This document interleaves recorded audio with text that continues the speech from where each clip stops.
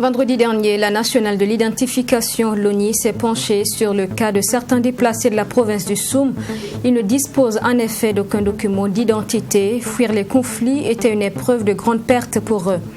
4e édition de la semaine de la mobilité urbaine, lancement samedi dernier à Bobo-Dioulasso. Jusqu'au 28 mai prochain, les activités seront le prétexte pour interpeller la jeunesse sur son rôle dans la prévention de l'insécurité routière. Bonjour à tous, ravi de vous retrouver pour cette nouvelle semaine d'information.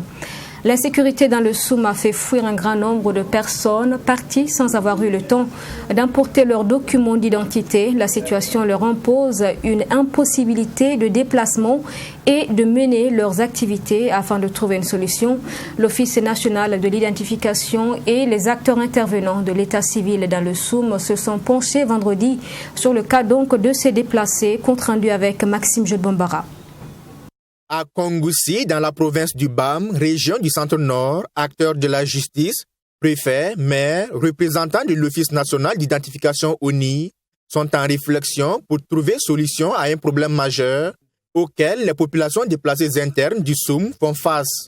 La perte de leurs documents d'identification, notamment les extraits dates de naissance et les cartes d'identité burkinabè. Dépourvus de tous ces documents d'identification dans leur fuite compte tenu du contexte sécuritaire, qui a également entraîné la destruction de certaines mairies et préfectures où sont stockés les registres d'état civil, ces populations déplacées internes ne peuvent plus se mouvoir et mener sereinement leurs activités au risque d'être assimilées aux terroristes. Aujourd'hui, comme les registres ont été incendiés, cambriolés, il n'y a plus de documents, il n'y a pas de base juridique, en tout cas, pour établir un document d'état civil, pour établir les cartes nationales d'identité burkinabè. Tous les jours, l'ONU est assaillie, tous les jours, la justice est assaillie pour demander des ordonnances, tous les jours, les tribunaux départementaux sont assaillis, tous les jours, les officiers d'état civil qui sont les maires aussi sont assaillis pour demander, en tout cas, de voir dans quelle mesure on peut délivrer un acte de naissance. Mais il faudrait que tous les acteurs se retrouvent ici pour échanger et puis arrêter quelque chose de clair afin de nous permettre d'être dans la légalité et de délivrer les actes de naissance et les cartes nationales d'identité comme il faut. Le problème devient beaucoup plus complexe, le système de l'Office national d'identification étant conçu pour assurer l'unicité de l'individu. Comment donc délivrer à ces populations des extraits dates de naissance et des cartes nationales d'identité burkinabè dans la légalité? C'est tout l'intérêt de cette rencontre et le directeur général de l'Office national d'identification a déjà sa petite idée. La problématique donc étant posée, il se trouve que des personnes qui ont tout perdu, y compris les actes de naissance, refont d'autres actes de naissance et reviennent vers l'ONI et du coup sont bloqués parce que le système les considère comme étant frauduleux.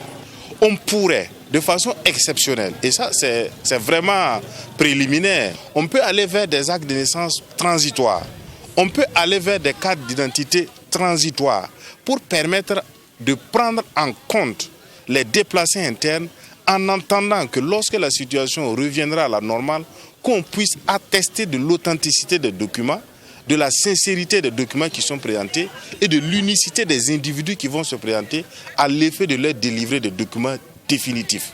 Pour ce faire, les départements chargés de la question, notamment les ministères de la Justice, de l'administration territoriale et de la décentralisation, le ministère de l'Action humanitaire et l'Office national d'identification doivent, selon Aristide Béré, s'accorder sur un mode opératoire spécial, dérogatoire, légal, à même d'assurer la sincérité de la base des données de son institution.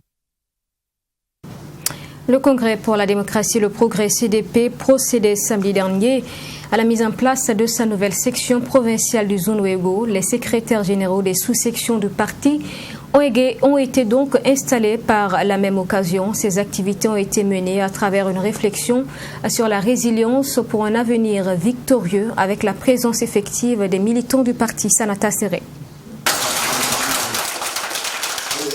c'est Francis Konditamde qui a été désigné nouveau secrétaire général de la section provinciale du Congrès pour la démocratie et le progrès CDP dans le zone Ouégo. Ils sont au total 30 personnes officiellement installées dans cette section ce samedi par le premier vice-président du CDP pour relever les défis du parti et porter haut ses couleurs dans la province. La section avait été affectée. Nos camarades ont reconstitué la section du parti. Les sous-sections, certains secrétaires généraux des sous-sections avaient également suivi la vague de démission. Ces responsables ont été immédiatement remplacés. Et aujourd'hui, on peut se féliciter que le CDP encore dispose d'un bureau de section au complet et de bureaux de sous-section au complet. Et les nouveaux responsables sont maintenant investis par le parti au nom du président Edi comme responsable du parti pour poursuivre le travail et relever les défis majeurs ici au Zone-Ouégo. Les défis sont énormes et les nouveaux responsables du CDP dans la province du Zone-Ouégo entendent les relever avec efficience. Ils seront chargés, entre autres, de l'implantation du parti à l'intérieur de la province, du renforcement de ses structures et surtout d'aller à la conquête du pouvoir local. Le CDP, c'est un grand parti et il le restera toujours. Nous avons suivi des vagues de démissions qui n'ont entamé à rien notre démarche afin de redorer le blason du CDP. C'est vrai que ça a un peu secoué, mais avec les camarades militants, nous nous sommes efforcés de remettre toutes les structures à flot et c'est ce qui vaut cette installation de ce matin. Bien sûr que l'engagement a été pris devant tout le monde et avec l'onction de tout le monde, du premier vice-président qui est venu nous soutenir, par l'onction du président Edi Komboego. Je pense que nous sommes prêts pour relever tous les défis qui seront devant nous. Le premier vice-président du parti, Achille Tapsoba, a saisi l'occasion lors de cette cérémonie d'installation pour appeler la nouvelle section à l'union et à la cohésion au sein du parti. Une tribune également pour les militants du CDP venus des 4 coins de la province du Zone-Ouégo de soumettre leurs préoccupations au premier responsable tout en faisant des suggestions pour la bonne mise en œuvre des actions du parti dans cette province. La 4e édition de la semaine de la mobilité urbaine de Bobo-Dioulasso a été lancée samedi dernier. Jusqu'au 28 mai prochain, des activités prévues donc vont se tenir autour du rôle et de la place de la jeunesse dans la prévention de l'insécurité routière dans la commune de Bobo-Dioulasso. Les images de la cérémonie d'ouverture avec Joseph Koudougou. C'est parti pour la 4e édition de la semaine de la mobilité urbaine de Bobo-Dioulasso. Une semaine qui a pour but de sensibiliser la jeunesse bobolaise pour réduire les accidents sur l'initiative de la police municipale. Vous saviez que la question de l'insécurité dans la ville de Bobo-Dioulasso est une vraie préoccupation pour le conseil municipal, mais pour l'ensemble des usagers, l'ensemble de la population. Et je dois dire bravo à la police municipale qui nous a soumis cette initiative. Et l'occasion de la semaine communale de la sécurité routière, la semaine communale de la mobilité, alors est une belle occasion pour nous de sensibiliser la population dans des cadres bien précis. Donc aujourd'hui, je pense que nous allions davantage au niveau du conseil municipal donner du poids à ce qu'effectivement cette semaine, que ça soit annuelle. Une initiative saluée par le ministre des Transports et de la Mobilité urbaine, patron de la cérémonie. C'est un enjeu de société. C'est une civilisation qui doit intégrer de plus en plus la question de la sécurité routière. Parce que nous avons vu les photos et je vous ai parlé aussi, donc c'est une pandémie mondiale. Et que face à cette pandémie, nous n'avons pas que d'autre choix que d'abord de nous engager ensemble. Et donc vous les citoyens, les élèves, la jeunesse, vous devez d'abord prendre votre responsabilité pour sauver vos vies face à l'insécurité routière. Mais nous devons apprendre aussi à aménager la ville. Parce que la ville devient de plus en plus un lieu de vie majoritaire. Parce que 50% de nos populations vont vivre en ville. Et que désormais, le maire de Bobo, Sanou, doit pouvoir prendre en compte cette réalité-là et engager l'action municipale pour l'insécurité routière. Nous devons mieux aménager pour créer des routes pour nous-mêmes. Parce que ce n'est pas normal que ceux qui sont les plus nombreux, on leur réserve une piste cyclable de 1 mètre. Nous devons faire en sorte que ceux qui sont nombreux puissent avoir une piste qui leur est dédiée et qui est suffisamment facile dans le sens de prendre en charge la sécurité routière. Une doléance prise en compte par le programme du président Rochmark Christian Kaboré. Et la mise en œuvre de ce programme aura des avantages pour la ville de Sia. Et pour Bobo-Dioulasso, j'ai annoncé le retour de la Banque mondiale dans le domaine de la mobilité durable, comme à Ouagadougou. Et je vais annoncer tout à l'heure au conseil municipal que dans la mise en œuvre de ce programme, la Banque mondiale va financer ici un programme de mobilité urbaine durable pour financer des bus, mais aussi pour aménager des routes conséquentes pour que nous puissions avoir non seulement des bus qui soient rapides. Plusieurs activités sont au programme de cette 4e édition. Cette semaine, faut-il le rappeler, s'étalera jusqu'au 28 mai prochain. Nous restons à Bobo-Dioulasso où le conseil municipal a tenu du 20 au 22 mai dernier sa première session extraordinaire de l'année. Les discussions ont eu lieu dans la salle des fêtes de l'hôtel de ville. Plusieurs points étaient à l'ordre du jour, au nombre desquels l'épineuse question de la restructuration des habitations spontanées. Le point avec notre correspondant toujours, Joseph Koudougou. C'est dans la salle des fêtes de l'hôtel de ville de la ville de Sia que s'est tenue cette première session extraordinaire de l'année 2021 du conseil municipal de la ville de Bobo-Dioulasso. Un conseil qui s'est ouvert sous la présidence du bourgmestre de Bobo-Dioulasso. Parce que cette session est dit extraordinaire parce que nous avions des dossiers qui urgent. Alors d'abord il y a des amendements à des marchés qu'on appelle des avenants. Les marchés ça n'attend pas. Nous avions voulu que le conseil nous donne l'autorisation de procéder à la signature d'avenants à 2 marchés. Alors, il s'agit du marché sur le rond-point Daniel Ouazin Koulibaly ici et un autre marché qui se trouve sur une école. Alors, mais il faut dire aussi qu'il y a 3 points essentiels, notamment les questions d'agrégats. Et sur la question des agrégats, un comité a été mis en place pour mener des réflexions et faire propositions. C'est un comité composé de plusieurs acteurs, notamment les acteurs de la commune, les responsables aussi les propriétaires de bennes, également des responsables des services de concentré de l'État, notamment BIMEGEB, le ministère de l'Agriculture, le ministère de l'Environnement. C'est tous ceux-là qui se sont retrouvés dans ce comité de réflexion. Ils ont essayé de faire des simulations suivant proposition des prix même que des charges, disons, des propriétaires de bennes, et ils ont dégagé la marge bénéficiaire et c'est dire que voilà le prix par exemple qui peut être fixé. Voilà, donc ce sont ces réflexions que nous voudrions proposer au conseil municipal et voir une décision possible, voir si on peut prendre une décision pour soulager en tout cas les habitants de la ville, mais aussi ne pas perturber ou du moins ne pas brimer les propriétaires de bennes qui estiment que pour beaucoup de temps, ils travaillent à perte. Est également inscrit à l'ordre du jour de cette session le projet de restructuration des habitations spontanées. Donc il faut dire que sur ce point de restructuration, comme je l'ai dit, nous avons été approchés par l'arrondissement qui, en collaboration bien sûr avec un promoteur immobilier, notamment Beau Solide, alors ils ont estimé qu'ils avaient un plan qu'ils appellent restructuration, dont Beau Solide détient, c'est-à-dire des espaces que Beau Solide détient dans l'arrondissement, pour essayer de voir dégager non seulement des parcelles pour les résidents des non-lotis, mais également procéder à l'aménagement en termes d'infrastructures de tout genre pour pouvoir autofinancer effectivement l'opération de restructuration. Ces participants auront à débattre sur 8 points essentiels pour cette première session extraordinaire de l'année 2021. Des participants qui auront 3 jours pour mener ces réflexions.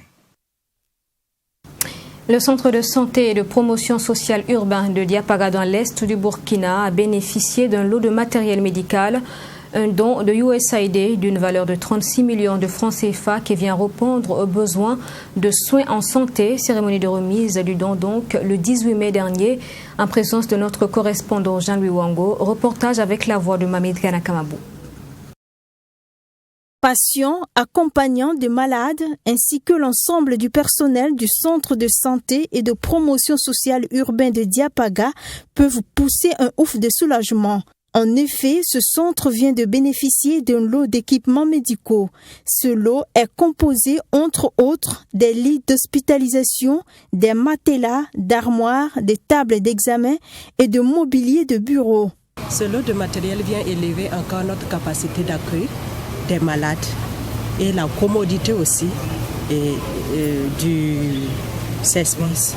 Voilà, donc avant les malades venaient, ils n'appréciaient pas du fait que nous n'avions pas de bons matelas pour les accueillir. Il y a des malades même qui refusaient les hospitalisations à cause du mauvais état de nos matelas. Et aujourd'hui, avec cette dotation vraiment nous pensons que nous sommes très contents et nos malades aussi seront très contents. Et vraiment, c'est déjà un point gagné pour vraiment la santé de nos malades. Le personnel de ce centre rencontrait des difficultés pour pouvoir offrir aux populations de Diapaga des soins de qualité. Ce don vient donc renforcer les capacités opérationnelles de ces agents de santé. Et je pense que ce matériel que nous venons de recevoir vient à point nommé. Ça va permettre aux agents de santé, en tout cas, de pouvoir offrir des prestations de qualité à la population, ce qui va nous permettre de rehausser nos indicateurs en matière de santé, et ça y va de toute la population. Et au vu de la quantité de ces équipements médicaux, les premiers responsables de la mairie de Diapaga ont décidé de remettre une partie au CSPS de Tapao Gourma. Et selon la deuxième adjointe au maire, d'autres actions seront menées dans divers domaines afin d'apporter des solutions aux défis auxquels font face les populations de cette localité. Et nous disons encore merci au PFRP. Et comme je l'ai dit dans mon discours, la VAS ne dit jamais merci au Marigot, car nous allons y revenir. Nous allons vous revenir encore si le besoin se présente. D'une valeur de plus de 36 millions de francs CFA, ce don a été possible grâce au soutien de l'USAID. Le 10 juin prochain, Ouagadougou va abriter la Journée nationale des jeunes hommes d'affaires, un projet du comité de la jeunesse et du secteur informel du Burkina qui veut permettre aux jeunes de bénéficier d'opportunités à travers un cadre de rencontres et d'échanges avec les autorités politiques et autres responsables du monde des affaires. Conférence de presse avant événement samedi dernier avec Abdourahmini. La Journée nationale des jeunes hommes d'affaires qui se tiendra le 10 juin prochain est une opportunité pour les jeunes burkinabés de mieux comprendre le monde entrepreneurial. Cela à travers des rencontres d'échange avec les autorités et responsables du monde des affaires dans le but de mieux comprendre les conditions d'accès au financement et de se faire des opportunités pour mieux développer leurs entreprises. La Journée nationale des jeunes hommes d'affaires se déroulera comme suit. Une cérémonie d'ouverture en haute couleur. Des échanges directs entre les participants et les membres du gouvernement. Des rencontres B2B entre les opérateurs économiques et les jeunes. Des présentations des différents fonds et les conditions d'accès au financement. Des présentations de différentes structures financières, notamment les banques et les microfinances. Des panels animés par le représentant de la douane, le représentant de la maison de l'entreprise et le représentant de la direction générale des impôts. Des plaidoyers pour la facilitation des conditions d'accès au financement des jeunes. L'initiative de cette journée des jeunes hommes d'affaires fait suite au constat que les jeunes rencontrent des difficultés à entreprendre.